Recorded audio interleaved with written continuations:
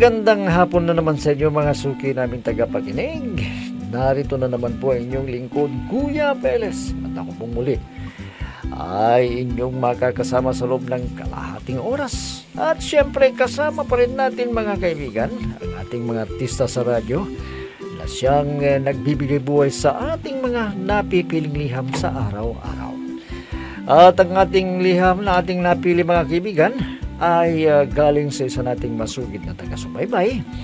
At siya po ay itago lamang natin sa pangalang Leia.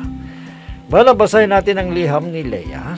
Dear Kuya Peles, ako po ay kasulukuyang nakatira dito sa aming probinsya sa Pangasinan. At lumiham po ako, Kuya, dahil gusto ko rin pong humingi ng payo sa inyo. Itago na lamang po ninyo ako sa pangalang Leia, 27 taong gulang, at mayroon na po akong kinakasama ngayon at hindi pa kami kasal. Para malinaw sa inyo, Kuya, ganito po nagumpisa ang aking problema, Kuya Peles.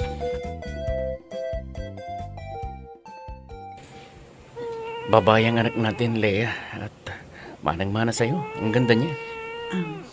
Salamat sa iyo, ha, Sam. Salamat saan? Salamat kasi ikaw ang binigay sa akin ng Diyos. Ka ba naman? Nagmamahalan tayo, di ba? Sana hindi tayo mahirapan na magpalaki kay baby. Siyempre, nandyan ka naman eh. Di ba, nakalib ka naman? Oo. Pero dapat kumuha tayo ng mag-alaga sa ating anak. Paano ang trabaho ko? At ikaw, may trabaho ka din. Sige, pag-isipan nating mabuti kung anong dapat nating gawin. Ano kaya kung kunin mo na ang kapatid ko? Sino sa mga kapatid mo? Si Karen, yung bunso namin. Di ba nag-aaral pa yun? Pinatigil nga nila kasi kapos ang budget, kaya tumigil siya muna sa kanyang pag-aaral. Ang tanong, payag naman kaya siya na mag-alaga ng anak natin? Papayag yun. Susunduhan naman natin siya, di ba? Sige, ikaw ang bahala. Tatawagan ko siya pag uwi natin, paglabas ko dito sa ospital. Sa bagay, tama ka. Kung iba pa ang kukunin natin, baka hindi natin kayang sahuran. Sige, ako na ang bahala sa kapatid ko, Sam.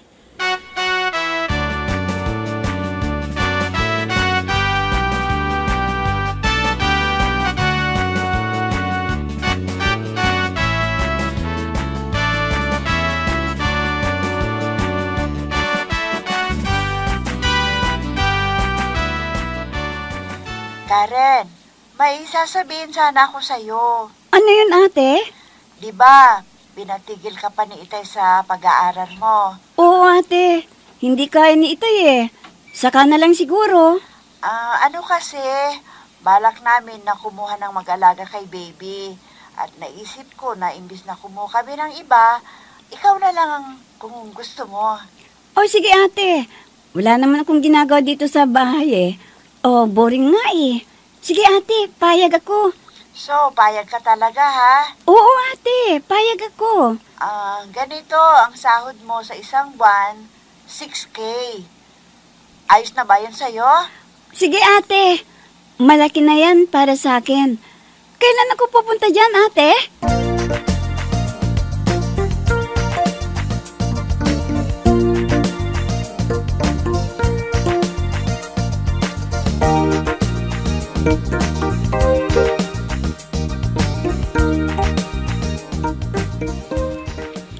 Inay, kinukuha ko ni Ate Leia na mag-alaga ng anak nila ni Kuya Sam.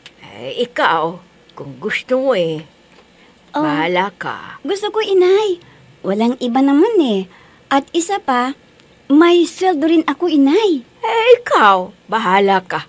Para matulungan mo na rin ang ate mo.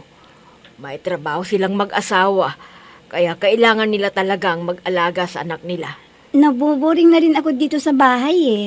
Ayan, Tamang-tama. Total, kapatid mo naman yun eh. Tamang-tama, inay. Makapag-iipon ako ng pangdagdag sa pag-aaral ko. Anak, sa ngayon, malabo pa na makapagpatuloy ka ng pag-aaral mo. Inay, gagawa ko ng paraan para makapag-aral ako. Para hindi na kayo na mahirapan ni Itay sa akin. Salamat naman kung ganun, anak. Pasensya ka na. Si ate mo lang ang nakapagtapos ng kanyang pag-aaral. Pasensya ka na, anak.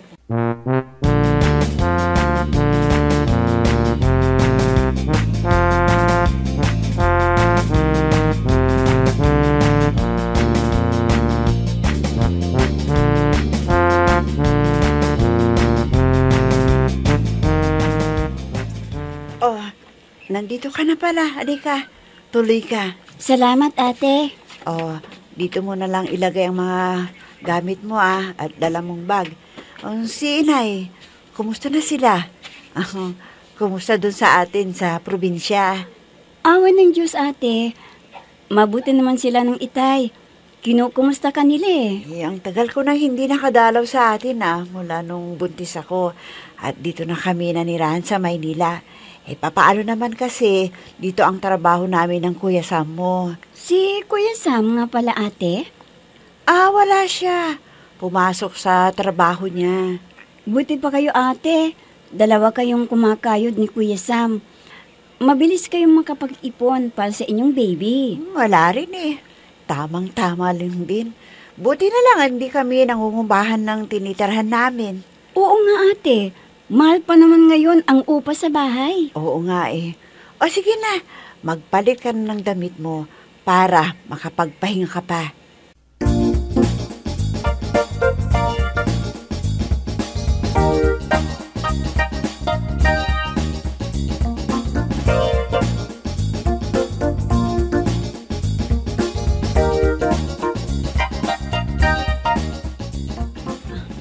O, inay, narito na ako kina ate. Mabuti naman kung ganun, anak. Ang bilis mong dumating, Nakisakay ako sa van ni Mang Densyo, inay. Ganun ba? Kaya pala ang bilis mong dumating sa Maynila. Inay, ingat kayo dyan lagi ni Itay, Ay nako, ikaw ang mag-ingat dyan, anak. Huwag kang maglalabas sa gabi, ha? Wala kang masyadong kakilala dyan. Opo, inay. Huwag kayong mag-alala. Ayos lang ako dito. Siya nga pala. Ang ate mo, nandyan ba? Pakausap naman, no? Ay, naku, inay. Wala na sila ditong mag-asawa. Pumasok na sila. Ay nako, pati ang ate mo, nagtatrabaho na. Ay nako, baka mabinat siya. Ay, inay, pwede na daw, sabi ng doktor sa ospital. Dahil mag-iisang buwan na si ate mula nang manganak siya. Ay, ganun ba? O sige anak, ingat ka na lang dyan, ha? Sige po, inay. Bye. Ingat po kayong lahat dyan, ni Itay.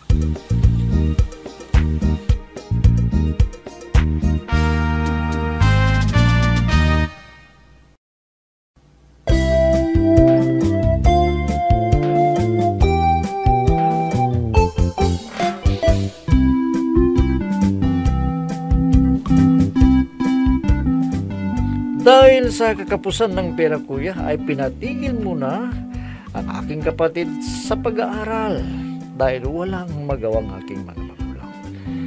At sa aking panganganak, kuya, ay kinuha ko ang aking kapatid para mag-alaga sa aking anak dahil may trabaho kami ni Sam. Bumayag naman sila, inay at itay, na lumuwas ng Maynila si Karen para mag-alaga sa aming anak. Minsan, kuya, ay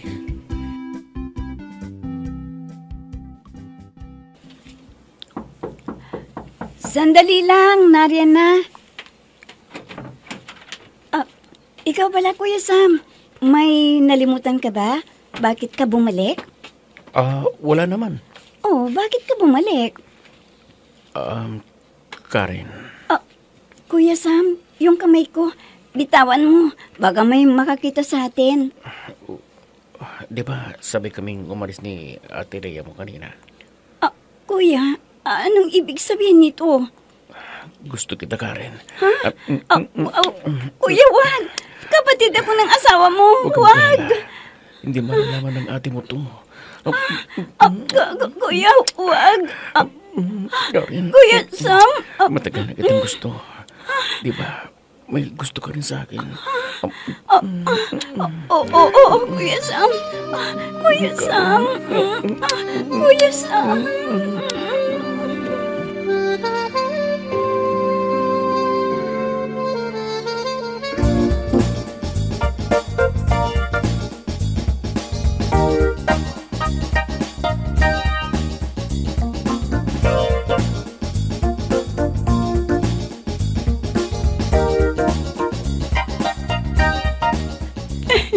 Kuya Sam, ano itong nagawa natin? Nagtaksil tayo kay ate. Huwag kang mag-alala. Walang malalaman ng ate Lea mo dito. Ang bahala sa'yo.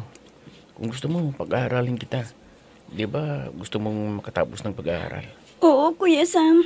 Kaya lang, hindi kaya ni Itay na pag-aralin ako. Kaya tumigil na ako. Sige, ako nang bahala sa'yo. Basta ipagpatuloy natin ang ginagawa natin to. Hindi kita pababayaan. Pero Kuya Sam, nakokonsensya ako sa ginawa natin. At paano kung malaman ni ate ang relasyon natin? Papatayin ako noon. Huwag kang mag-alala. Kapag dumating ang puntong yun, lalayo na tayo.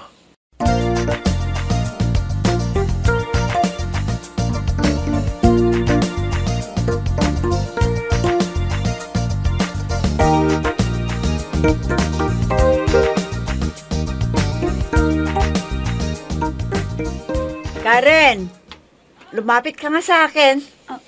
Bakit po, ate? Magtapat ka nga sa akin. Ha? Anong ipagtatapat ko sa iyo, ate? Buntis ka ba? Ate? Ano bang klaseng tanong yan? Bakit naman ako magbubuntis? Wala naman akong asawa. Alam mo, napapansin ko sa'yo kasi medyo may pagbabago sa katawan mo. Sinyalis na buntis ang isang babae. Ha? Ate? Magtapat ka nga sa akin. Buntis ka ba? Buntis ka ba? Ate? Sagutin mo ang tanong ko! Buntis ka ba? Oo, ate. Buntis ako. Hindi kita kinuha rito para magpabuntis! Ate, patawarin mo ko. Sinong ama nang ipinagbubuntis mo? Sino? Ate. Sinong ama nang pinagbubuntis mo? Sabihin mo sa akin! Si Kuya Sam. Walang hiya ka! Ahas ka! Ahas ka! Ate, patawarin mo ko. Pinilit ako ni Kuya Sam. Kahit pilitin ka niya, kung ayaw mo, wala siyang magagawa! Nakakahiya ka! Patawarin mo Pinagtaksilan ko. niyo ako! Ahas ka!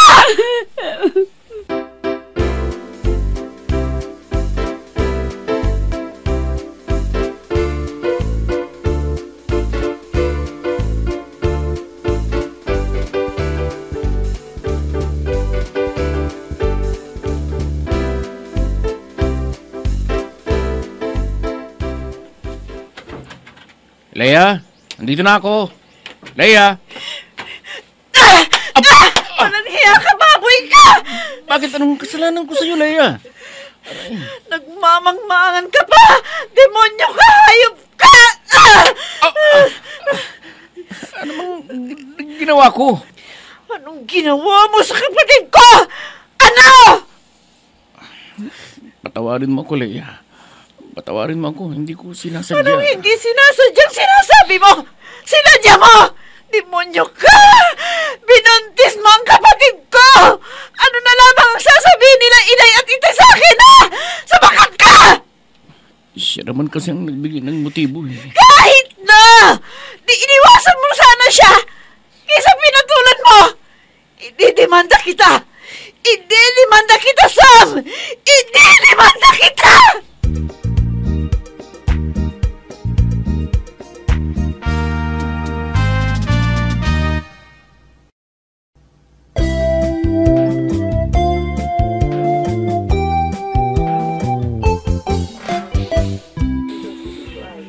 Masakit kuya ang nangyaring yon.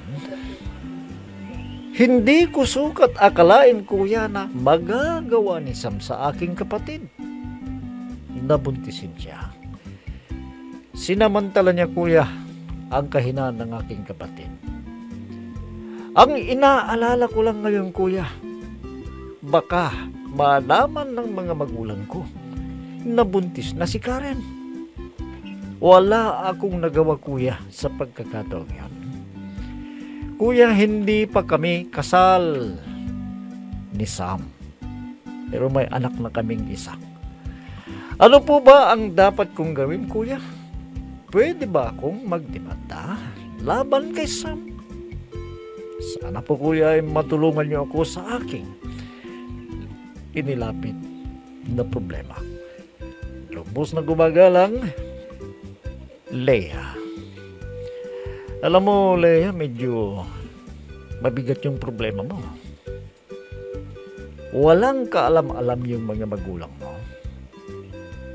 Dahil sa nangyari dyan sa kapatid mo. Ang sabi mo dito sa problema mo, hindi pa kayo kasal ni Sam. Bagamat may permanente siyang trabaho. Pero sinamantala ang kahinaan ng kapatid mo. Kinuha mo si Karen bilang mag-alaga ng anak mo dahil hindi siya nakapagpatuloy ng kanyang pag-aaral dahil sa kakapusan ng pera ng mga magulang ninyo. Hindi mo naman siya matulungan dahil bago pa lamang kayo nagsasama ni Sam. At ito nga ang nangyari. Napakahirap ngayon ng sitwasyon mo, Leia. Papaano mo maipapaliwanag sa mga magulang mo ang nangyari kay Karen? Mabuti na naman kung hindi siya buntis.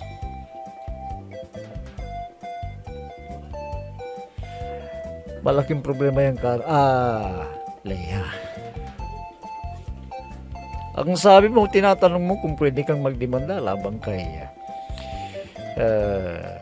Sam. Abay, pwede. Minor de edad pa yung kapatid mo. Pwede kang magsampa ng kaso. Kaya nga lang, paano yung anak ninyo? May anak kayo ni Sam.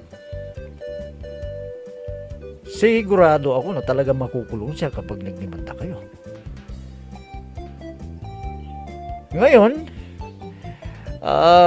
nag-aalala ka dahil baka malaman ng mga magulang mo ang nangyari sa kanya. Abay, pananagutan mo yan.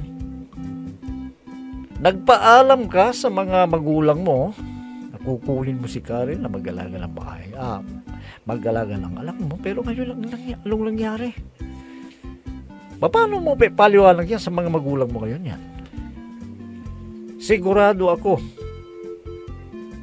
Leia, na hindi papayag ang mga magulang mo na hindi mabigyan ng katarungan ang nangyari sa kapatid mo. Total, hindi pa naman kayo kasal ni Sam.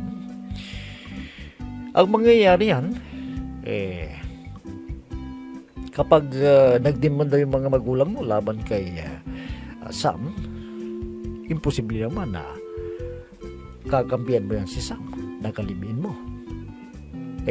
Agravio din o biktima dito yung kapatid mo. Sa kasalukuyan, wala pa namang alam yung mga magulang mo sa nangyari. Hindi na ninyo maitatago yan. Walang lihim na hindi nabubunyag, lalo't buntis na yung kapatid mo. Ang mabuti pa sigurong gawin mo, Leia, ipagtapat mo lang sa mga magulang mo nangyari. Bahala na kung anong desisyon ng mga magulang mo. Siguradong ikaw ang sisisihin nila dahil sa nangyari. Pero hindi mo na hawak ang utak ng o pag-iisip ng kapatid mo. ginusto din niya yan. Wala namang nangyaring pananakit o kaya rape na nangyari. Ginusto din ng kapatid mo. Magpaliwanag ka na lang sa mga magulang mo. Siguro naman sa bandang huli maiintindihan ka nila. At ang gawin mo na lang kung ano yung talagang desisyon ng magulang mo, pero huwag ka nang kumontra. Dahil kapatid mo din doon ang biktima. Kaya kung sakali na iakyat nila yung kaso laban kay Mike, sigurado ako sa'yo na talagang pananagutan niya ni Mike. At sigurado na mawawalan ng ama ang anak mo dahil sa nangyari. Bueno, iyan na lamang sigurong masasabi ko sa iyo, Lea. At naway kahit paano ay napayuhan kita sa iyong inilapit na problema. Bueno mga kaibigan, hanggang bukas na muli sa ganito ring oras at timpilan, inyo pong abangan at pakinggan ang programa Peles at your service.